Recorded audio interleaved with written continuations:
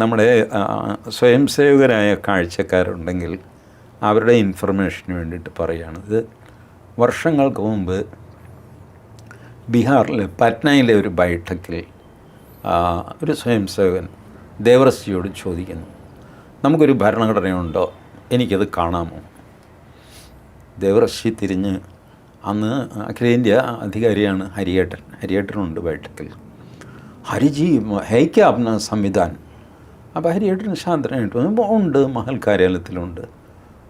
അപ്പോൾ ദേവറസ്ജി പറഞ്ഞു, മഹൽ കാര്യാലയത്തിലുണ്ട്, നിങ്ങൾ ചെന്നാൽ നിങ്ങൾക്ക് കാണാം, വേണമെങ്കിൽ കോപ്പി വാങ്ങാം.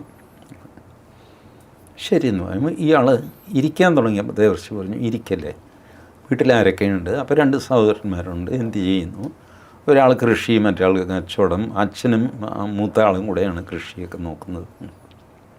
എത്ര സ്ഥലമുണ്ട്? അതിപ്പോൾ ഇത്ര ഏക്കറുണ്ട്. അതൊക്കെ വീതിച്ചൊക്കെ വെച്ചിട്ടുണ്ടോ? അത് അച്ഛനെന്തോ വീതിച്ചൊക്കെ വെച്ചിട്ട് അത് കണ്ടോ, ആധാരം കണ്ടോ? ഞാൻ നോക്കിയില്ല, അതൊക്കെ അച്ഛൻ അതിൻ്റെ വകുപ്പനുസരിച്ച് ചെയ്യുമല്ലോ, അവിടെയും കണ്ടിരിപ്പുണ്ട് എന്ന് പറഞ്ഞു.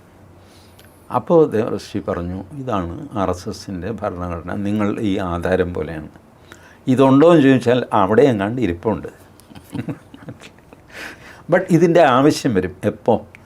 അച്ഛൻ മരിച്ച് നിങ്ങൾ ചേട്ടാനിയന്മാർ തമ്മിൽ എന്തെങ്കിലും വഴക്കുണ്ടായി കഴിഞ്ഞാൽ അപ്പോഴാണ് ആധാരമെടുത്തിട്ട് കണ്ടില്ല, ഇതിനകത്ത് ഷെഡ്യൂൾ എ പ്രോപ്പർട്ടി എൻ്റെ ആണ്, ഇവിടെയാണ് കുറ്റി തറയ്ക്കണം എന്നൊക്കെ പറഞ്ഞു വഴക്ക്.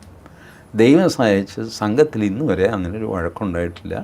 അതുകൊണ്ട് ഈ മേൽപ്പറഞ്ഞ ഭരണഘടന ആരും എടുത്തിട്ടില്ല, ഞാനും കണ്ടിട്ടില്ല.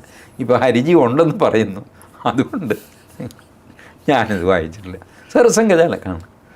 അപ്പോൾ ഇതാണ് ഭരണഘടന അവസ്ഥ. അപ്പോൾ ഞാൻ ഈ സംഭവം അറിഞ്ഞിട്ട് അതിൻ്റെ ആവേശം കയറിയിട്ടാണ് ഞാൻ നാഗ്പൂർ ഒരിക്കൽ പോയപ്പോൾ മഹൽ കാര്യാലയത്തിൽ നിന്നൊരു കോപ്പി ഞാൻ വാങ്ങിച്ചു കഴിഞ്ഞപ്പോൾ എൻ്റെ ആവേശം തീർന്നു. അത് വായിക്കാനുള്ള ക്ഷമ പോലും എനിക്കില്ല, എന്തെഴുതിയാലും എന്താ.